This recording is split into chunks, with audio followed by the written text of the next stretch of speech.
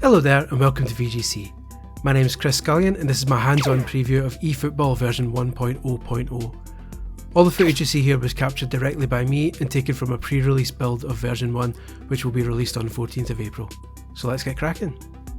Konami has a mountain to climb.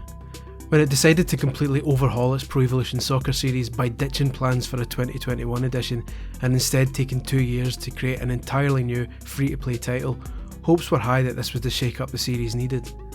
After all, the days of competing with FIFA and outdoing it in many players' opinions had been gone for some time, and the hope was that this revamp would be a spark of life. Instead, when the game, rebranded as eFootball, launched in an early version in September 2021, the reaction was about as cataclysmic as any game could ever receive. The game was riddled with bugs, the player likenesses were comically bad, passing was painfully slow, defending was frustratingly difficult, and shooting was woefully inaccurate. On top of that, the bizarre decision to launch with a small handful of teams and the option to play friendly matches only left players bewildered at the serious lack of content on offer. You only get one chance to make a first impression, and it's fair to say that eFootball couldn't have made a worse first impression, short of it hacking your phone while you played and texting your ex-partners. Konami had always stated that eFootball in this new free-to-play form was going to be an ever-evolving service, and that the version released in September was a very early first sample. It had always maintained that the first proper version 1 update would come later, though it was initially supposed to arrive in November until the release date backlash pushed that all the way back. Finally, version 1 is nearly here, with a release planned for the 14th of April. This is the update that Konami hopes will slowly start to win back the trust of a hurting fanbase. Earlier this week we went hands-on with a pre-release build of version 1, and based on what we've played, this might just be the start of a comeback. The main thing I took from my time with the updated version is that it finally felt like I was playing the game, not fighting against it. While many ditched eFootball after that initial awful launch, I stuck with it out of curiosity to see whether it could get out of its rut. While it's definitely improved since then, the current version 0.9.1 has far fewer issues than the day 1 shambles. It's still extremely awkward to play. Over time I've learned to get better at the game by working around its flaws. Defending isn't very responsive, so we dribble a lot, that sort of thing. Version 1.0.0 however doesn't have so many of these flaws and feels a lot more like a proper accomplished football game. There are two key features that contribute most to this. The first is an overhauled defensive system which brings back the ability to press players by holding down a button, X on PlayStation or A on Xbox. Holding that button down brings your player closer to the opponent, then pressing it twice makes you tackle. If that sounds like the way PES used to do it in recent years, that's exactly the case, and we're sure that's no accident. Meanwhile, a new shoulder challenge move gives extra options to gain possession. The other main addition is on the offensive side of things, and in true Konami style it has a ridiculous name: stunning kicks.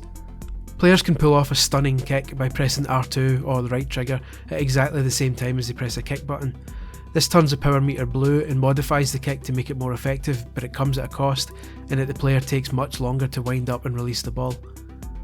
All 4 main kick buttons have a stunning variant.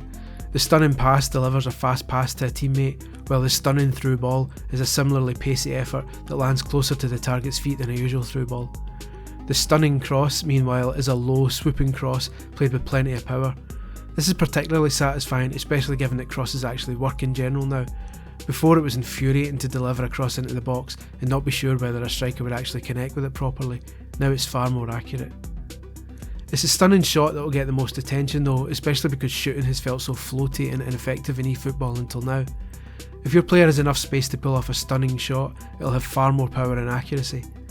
This will also come into play for players who have specialty shots like knuckle shots, dipping shots or rising shots. It'll be the stunning shot where these are executed. Stunning kicks are the main new mechanic that defines eFootball for us now, in that they offer an interesting risk and reward system that FIFA doesn't.